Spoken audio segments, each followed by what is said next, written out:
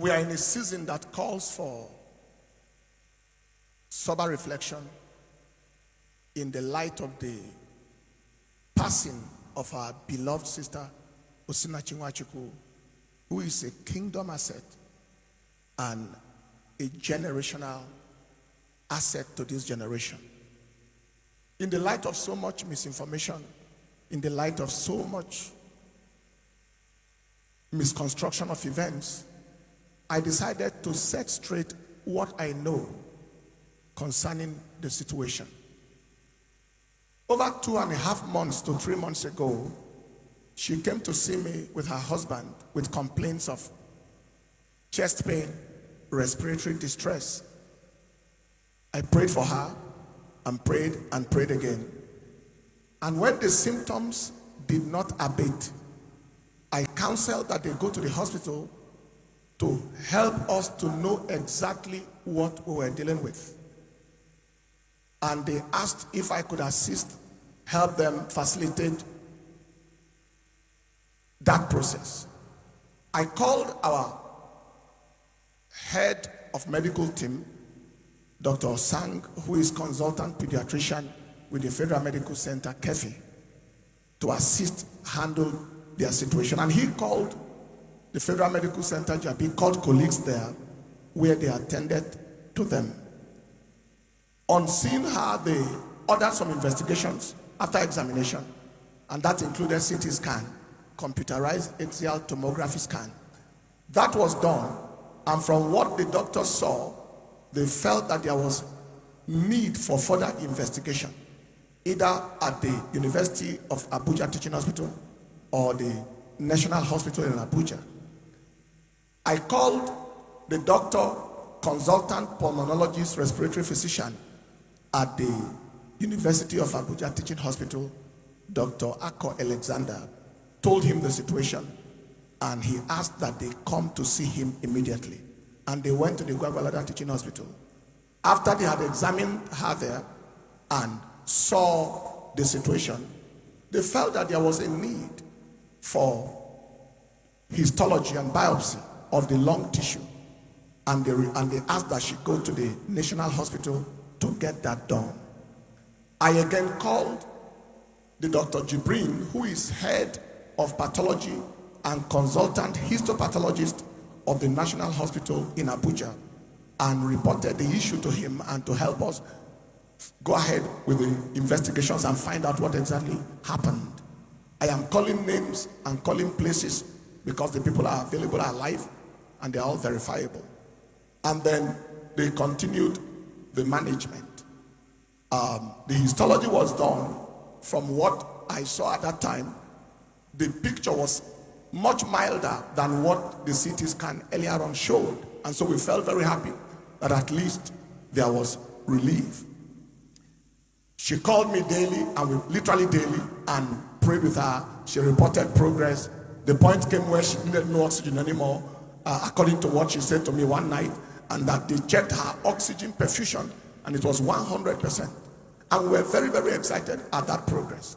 That was the point it was before we went over to the crusade in Cameroon. It was in Cameroon the second night that I got to know of the unfortunate incidents of her passing.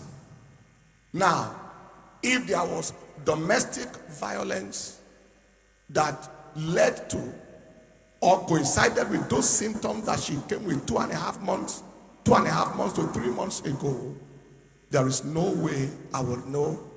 And if there had been perennial domestic violence, there was no way I would have known.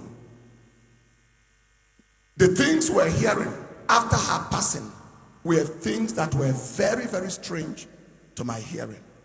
Then I began to ask questions. First, I asked the twin sister, were you aware that your sister passed through all these things? She said yes, she knew some of them, but that the majority of them she was hearing also from those she confided in. I asked her, I said, if you knew, why didn't you let us know?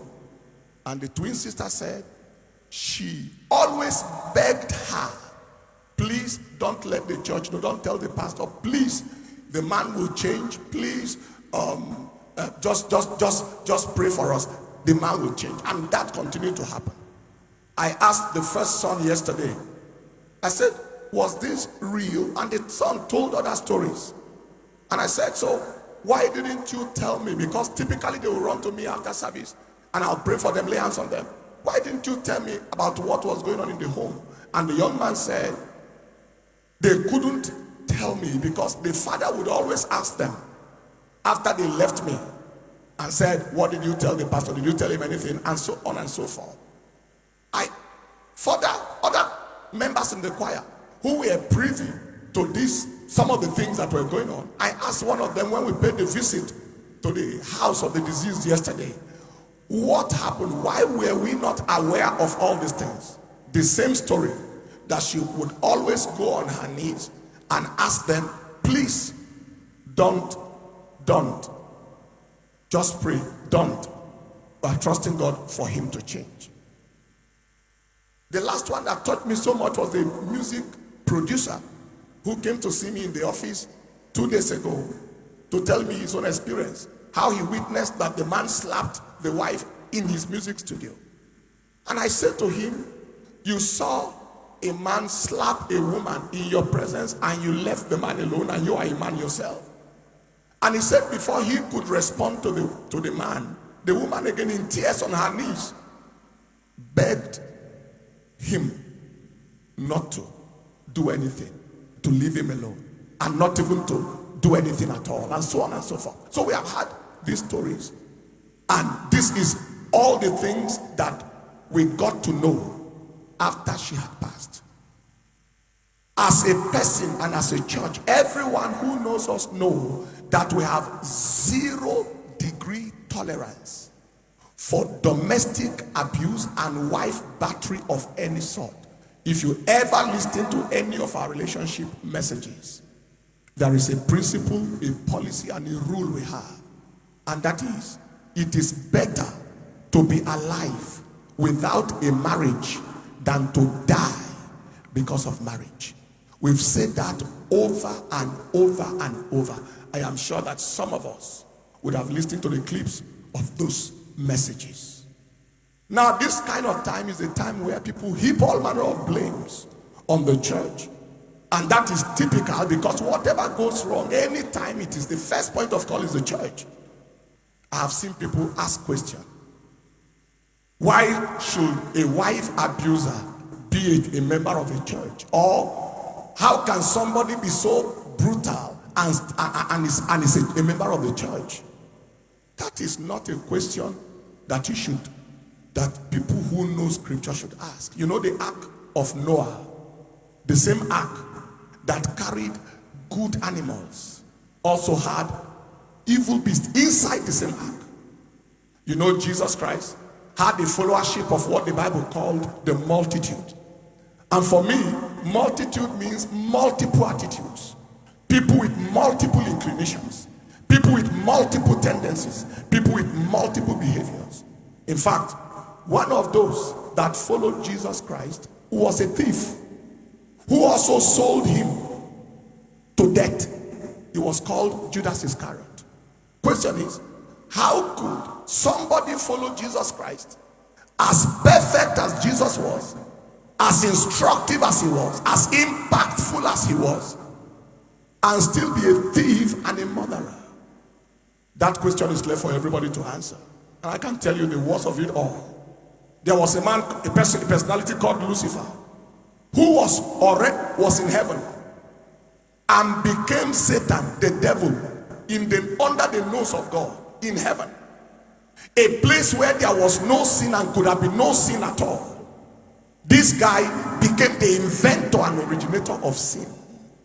How is it possible for somebody to become a devil from being an archangel right inside heaven? That is how possible it is for anybody to be anything while inside the church. Even the best of pastors or preachers or teachers in the world cannot change any man or woman who is unwilling to be changed. In case you feel frustrated at anything and you are airing your frustration here and there, is a transfer of frustration, a transfer of aggression. The church is not your place for transferring frustration and aggression. We are willing to help you. If you have so much bitterness, so much frustration, and so much distraction in your life, and you don't know where to vent it, but in situations like this, we can help you. We want to let you know we love you, and Jesus loves you. It is well with you, and it is well with your loved ones. For the family of the deceased, we pray for strength and help, and for the body of Christ generally, it is well with you. In Jesus' precious name. This is Dr. Pastor Paul Eneche, Senior Pastor, Dunamis International Gospel Center. God bless you.